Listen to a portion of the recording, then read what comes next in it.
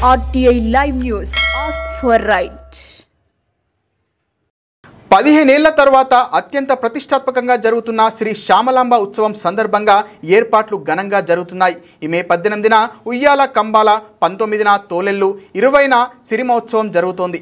ఈ సందర్భంగా పట్టణంలో పండుగ శోభ సంతరించుకుంది. పండుగ నేపథ్యంలో శ్రీ శ్యామలాంబ ఉత్సవ కమిటీ అధ్యక్షులు ఆఖ్యాన అప్పారావు, సతీమణి ఆఖ్యాన బాలత్రివేణి శ్రీ శ్యామలాంబ అమ్మవారి చరిత్రను శ్రావ్యంగా వినిపించారు. నా పేరు ఆఖ్యాన బాలత్రివేణి. శ్రీ శ్యామలాంబ అమ్మవారు సాలూరులో 15 సంవత్సరాల తర్వాత మళ్ళీ ఉత్సవం చేసుకుంటున్నాము అమ్మవారి పండుగ. సో అమ్మవారి జీవిత చరిత్ర గురించి కొన్ని విషయాలు జీవితం గురించి తెలుసుకుందాము. పూర్వం 500 సంవత్సరముల క్రితం మన సాలూరు నాయుడు వీధిలో ఉంటున్న అల్లువీధి వారు బయట వేరే ఊర్లకు వెళ్తూ అక్కడి నుంచి ఎడ్ల బండ్ల మీద ఉప్పు లోడు తీసుకొని వచ్చి ఇక్కడ వర్తకులకి అందించేవారు. అలా వారు ఒకసారి రాజమండ్రి వెళ్ళారు. రాజమండ్రి వెళ్ళి ఉప్పు లోడు ఎక్కించుకున్న తర్వాత లోడ్ అయిన తర్వాత రాత్రి ప్రయాణం చేద్దామన్నప్పుడు రాత్రి అయ్యింది, ఉదయం లేచి బయలుదేరుదామని చెప్పి రాజమండ్రి ఊరి పొలిమేరలోని బండి పెట్టి వాళ్ళు విశ్రాంతి తీసుకున్నారు. తెల్లవారి 3 గంటలకి కోడి కూత వినబడగానే లేచి ప్రయాణం చేద్దాం అనుకున్నప్పుడు 2 ఎడ్ల బండిలో ఒక ఎద్దు కనబడలేదు. ఎద్దు కనబడపోయేసరికి అదంతా అడవి ప్రాంతం అవ్వడం వలన వారు చాలా భయాందోళనకి గురయ్యారు. వాళ్ళు భయపడుతున్నప్పుడు వాళ్ళకి వెనక నుంచి ఒక స్త్రీ స్వరం వినబడి ఆమె, ఎందుకు మీరు భయపడుతున్నారు? నేనున్నానుగా, మీరు ధైర్యంగా ప్రయాణం చెయ్యండి. మీ ప్రయాణంలో ఎలాంటి ఆపదలు వచ్చినా ఆటంకాలు వచ్చినా నేను చూసుకుంటాను అని చెప్పి అమ్మవారు అన్నారు.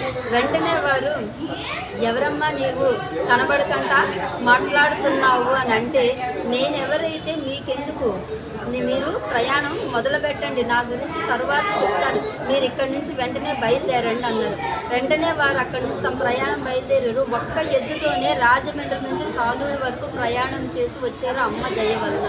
ఇక్కడికి వచ్చిన తర్వాత అల్లువారి కుటుంబీకులకి, ఆ వీధిలో ఉన్న పెద్దలకి అందరికీ విషయం తెలియజేశారు.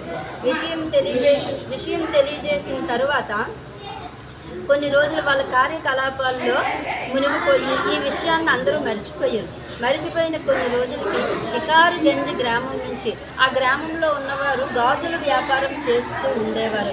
వారు మిగతా అన్ని గ్రామాలకు వెళ్ళి గాజులు అమ్ముతూ వచ్చేవారు. అలా ఒక వ్యక్తి మన సాలూరు గ్రామాన్ని అప్పుడు సరే వలస, 500 ఏళ్ల క్రితం సరే వలస అని పిలిచేవారు. ఈ సరే వలస అనే ఈ సాలూరు గ్రామమునకు ఆయన వచ్చి ఇప్పుడు నాయుడు వీధిగా ఉన్న అల్లువీధి లోపలికి ప్రవేశించినప్పుడు ఆయనకి ఒక అమ్మాయి స్వరం వినబడింది.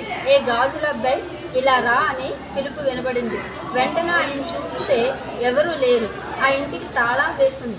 మళ్ళీ ఆయన అటు ఇటు చూస్తుంటే మళ్ళీ పిలుపు వినబడింది. ఏ బాబు ఇటు రా అనేసి అనగానే ఆయన ఇంటి దగ్గరికి వెళ్ళారు. అమ్మ ఎక్కడి నుంచి పిలుస్తున్నారు? ఇంటికేమో తాళం వేసిందంటే, ఈ ఇంట్లో నుంచే నాయన, నేను చిన్నపిల్లనని చెప్పి మా అమ్మ నాన్న ఇద్దరు పొలంకి వెళ్ళి నన్ను ఇంట్లో పెట్టి తాళం వేసి వెళ్ళారు. వాళ్ళు సాయంత్రం తిరిగి వస్తారు, నాకు నీ గాజులు కావాలి, గాజులు వేయమని చెప్పి అమ్మవారు ఆ కిటికీలో నుంచి 2 చేతులు బయటికి పెట్టి ఆ గాజుల వ్యాపారి దగ్గర ఉన్న మొత్తం గాజులన్నీ కూడా అమ్మవారి చేతికి వేయించుకుంది. ఆయన ఆశ్చర్యంగా ఒక భ్రమలోని గాజులన్నీ కూడా అమ్మవారి చేతికి వేసిన తర్వాత సొమ్ము ఇమ్మని అడిగినప్పుడు ఆమె చెప్పింది, నా తల్లిదండ్రులు చిన్నపిల్లనని చెప్పి నా దగ్గర సొమ్ము ఉంచలేదు. సాయంత్రం వరకు వాళ్ళిద్దరూ పొలం నుంచి ఇంటికి తిరిగి వస్తారు, మీరు అప్పుడు వస్తే వాళ్ళ దగ్గర డబ్బులు తీసుకుందరు అని చెప్పగానే సరే అని చెప్పి ఆ వ్యాపారి అక్కడి నుంచి బయలుదేరి వెళ్ళిపోయిన తర్వాత సాయంత్రం మళ్ళీ ఆయన ఇంటికి వచ్చారు. ఈ తల్లిదండ్రులు అల్లు కుటుంబీకులైనటువంటి వారు పొలంకి వెళ్ళి వాళ్ళు కూడా ఇంటికి వచ్చినప్పుడు ఆ వ్యాపారి అన్నాడు, అమ్మ మీ అమ్మాయికి నేను గాజులు వేశాను, డబ్బులు ఇస్తే నేను బయలుదేరుతాను, చీకటి అవుతుంది, నేను ఇక్కడి నుంచి మా ఊరికి ప్రయాణమై వెళ్ళాలి అని అన్నారు. వెంటనే వాళ్ళు నవ్వుతూ, అయ్యా మీరు ఏ ఇంటికి రాబోయి వచ్చారో ఒక్కసారి చూసుకోండి, మా ఇంట్లో అయితే ఆడపిల్లలు ఎవరూ లేరు అని అన్నారు. లేదమ్మా, నేను ఈ ఇంట్లో ఉన్న అమ్మాయికే వేశాను, ఇగో ఈ కిటికీలో నుంచి ఆ అమ్మాయి చేతులు బయట పెట్టింది, ఈ ఇంట్లో అమ్మాయికే వేశాను అని అంటే, లేదయ్యా మాకు ఆడపిల్లలు లేరని ఎప్పటి నుంచో మేము భగవంతుడిని అడుగుతున్నాము, మాకు ఆడపిల్లలు లేరని, మా ఇంట్లో ఎలాంటి పిల్లలు లేరు అని అన్నారు. లేదమ్మా ఈ ఇల్లే అని చెప్తున్నప్పుడు ఆ చుట్టుపక్కల ఉన్న వారందరూ వచ్చి, అయ్యా మీరు ఎవరిని చూసి పొరపడుతున్నారో వీళ్ళకి ఆడపిల్లలు అయితే లేరు అని చెప్పారు. వాళ్ళ మధ్య అలా సంభాషణ జరుగుతుండగా వాళ్ళ ఇంట్లో నుంచి పెద్ద శబ్దం వినబడింది. వెంటనే ఇంట్లోకి అందరూ పరిగెట్టి వెళ్ళి చూసేసరికి వాళ్ళ ఇంట్లో ఉన్న మిద్ది మీద నుంచి గాజులన్నీ కింద పడిపోయి ఇంత కుప్ప అయిపోయి ఉన్నాయి. ఆ గాజులన్నీ కూడా ఉదయం ఆ వ్యాపారి అమ్మవారి చేతికి వేసిన గాజులు. ఆ వ్యాపారి అన్నాడు, ఇదిగోండి ఈ గాజులే నేను వేశాను ఉదయం ఆ అమ్మాయికి అని అన్నారు. వెంటనే వాళ్ళు ఆశ్చర్యపోయారు. అమ్మ ఎవరు నువ్వు, మా ఇంటికి వచ్చావేంటి అని అడిగితే అప్పుడు అదృశ్య రూపంలో అమ్మవారి గొంతు వినబడింది. అమ్మ నా పేరు సామాలమ్మ, మీరు ఆడపిల్లలు లేరని అంటున్నారు కాబట్టి నేను మీ ఇంట్లో ఆడపిల్లగా కుమార్తెగా ఉండడానికి వచ్చాను, నన్ను మీ కుమార్తెగా స్వీకరించండి అని చెప్పి అమ్మవారు ఆ గాజులు అతనికి డబ్బులు ఇమ్మని చెప్పి మళ్ళీ అదృశ్యం అయిపోయారు. వాళ్ళు ఆశ్చర్యానికి గురై వెంటనే మన సాలూరుని పరిపాలిస్తున్నటువంటి రాజుగారికి, మునిసబు గారికి, గ్రామ పెద్దల్ని అందరినీ పిలిపించి సమావేశం ఏర్పాటు చేసి ఈ జరిగిందంతా వాళ్ళు చెప్పారు.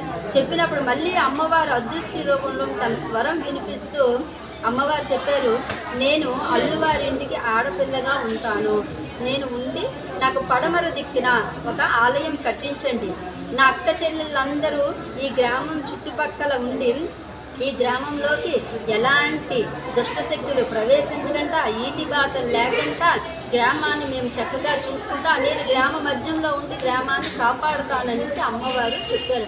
అలాగే నాకు 10 సంవత్సరాలకు ఒకసారి పండగ చేయమని, నాకు పండగ చేసే ముందు అందరికీ నా అక్క చెల్లెళ్ళందరికీ పసుపు కుంకాలు ఇచ్చి, నాకు పండగ ముందు 1 సంవత్సరం ముందు కొత్తమ్మ తల్లి పండగ జరిపించి ఆ కొత్తమ్మ తల్లి